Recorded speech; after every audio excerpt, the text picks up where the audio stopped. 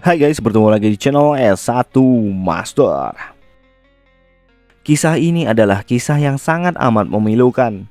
Selamat dari kecelakaan pesawat, bukannya senang malah menjadi kanibal, memakan mayat teman sendiri demi bertahan hidup dan tak ada kata penyesalan. Ya, kisah ini adalah kisah nyata yang terjadi pada tahun 1972 di Uruguay. Berikut kisahnya. Awal mula pesawat yang membawa tim rugby amatir Uruguay yang akan bertanding di Chile pada tanggal 12 Oktober 1972. Berangkatlah pesawat dengan 40 penumpang dan 5 kru awak pesawat dengan nomor penerbangan 571. Pesawat itu berangkat dari Bandara Internasional Carrasco, Montevideo. Pada saat penerbangan mengudara, mereka diterpa cuaca buruk sehingga pesawat itu pun diharuskan mendarat di Menzola dan dilanjutkan penerbangan keesokan harinya. Pada tanggal 13 Oktober 1972, pesawat itu pun melanjutkan penerbangannya. Pada saat pesawat sudah mengudara, cuaca buruk pun menerjang. Pada saat keadaan itu pun semakin memburuk dikarenakan pilot salah membaca arah, menganggap mereka sudah mendekati bandara di Curicó. Dan pilot pun menurunkan ketinggian pesawat. Namun naas, bukannya bandara yang mereka temui, malah gunung yang diselimuti es. Ya, dalam keadaan cuaca buruk, jarak pandang pun terbatas sehingga pesawat itu pun menabrak gunung tersebut, mengakibatkan sayap dan ekor patah. Dalam keadaan seperti itu, badan pesawat meluncur menelusuri lereng gunung dari ketinggian 3,5 km dari atas permukaan laut. Dalam kecelakaan ini, dari 45 orang hanya 28 orang yang selamat. Tak bisa langsung merasa lega, dikarenakan dengan kondisi kritis luka sekujur tubuh, diperparah kekurangan makanan, kedinginan dan kehausan, yang tentu tak akan menyenangkan bertahan dengan kondisi seperti ini. Hari demi hari mereka lalui. Namun di hari ke-17, mereka dilanda longsor salju sehingga menyisakan 16 orang yang selamat.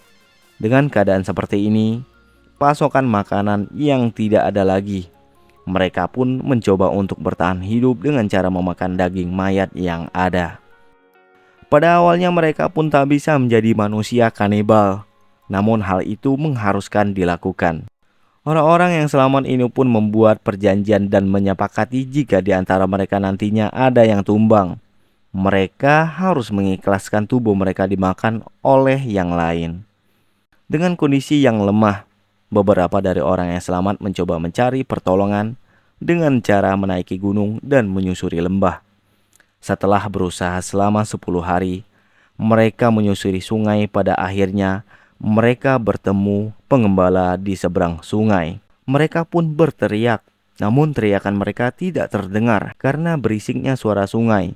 Mereka pun melemparkan batu dan kertas yang mengatakan bahwa mereka adalah korban jatuhnya pesawat dari atas pergunungan, dan mereka menuliskan bahwa teman-teman mereka masih ada di atas dengan kondisi yang sangat-sangat memprihatinkan. Pengembala tersebut sebelumnya sudah mendengar kabar bahwa ada pesawat yang jatuh di atas gunung. Dengan kondisi seperti itu, pengembala itu pun langsung melemparkan makanan dan membalas besok akan kembali lagi dan berjanji akan membawa bantuan. Pada tanggal 22 Desember, 2 bulan setelah kecelakaan yang sangat naas itu, mereka diselamatkan. Namun, bukannya senang mereka selamat, malah dicap sebagai manusia kanibal dan tak bermoral dan tak ada rasa kemanusiaan, yang membuat para keluarga korban tak menerima keadaan keluarganya dimakan. Pada tanggal 29 Desember, para korban yang membuat pernyataan bahwa jika mereka melakukan tindakan kanibalisme itu setelah makanan mereka habis, dan mereka mengatakan bahwa sebelumnya mereka pun tidak mau memakan daging manusia. Mereka pun menuturkan bahwa sebelumnya mereka pun merasa sangat hina dan merasa bukan manusia. Mereka juga menjelaskan jika sebelumnya mereka telah berjanji, jika mereka meninggal, mereka harus mengikhlaskan tubuh mereka dimakan yang selamat. Dalam keadaan tersebut, orang-orang yang selamat ini mengatakan, jika seandainya mereka duluan tewas, mereka akan merasa bangga jika tubuh mereka dimakan untuk menyelamatkan orang lain. Pada akhirnya dengan keadaan seperti itu, para keluarga korban, masyarakat, pihak berwajib, pendeta gereja pun memaafkan tindakan mereka itu. Dan pada akhirnya mereka pun kembali ke kehidupan mereka. Kengerian yang mereka alami dan kanibalisme ini bukanlah mereka inginkan, namun memang dikarenakan keadaan yang memaksa mereka melakukan tindakan tersebut. Jangan dibayangkan ya memakan daging manusia.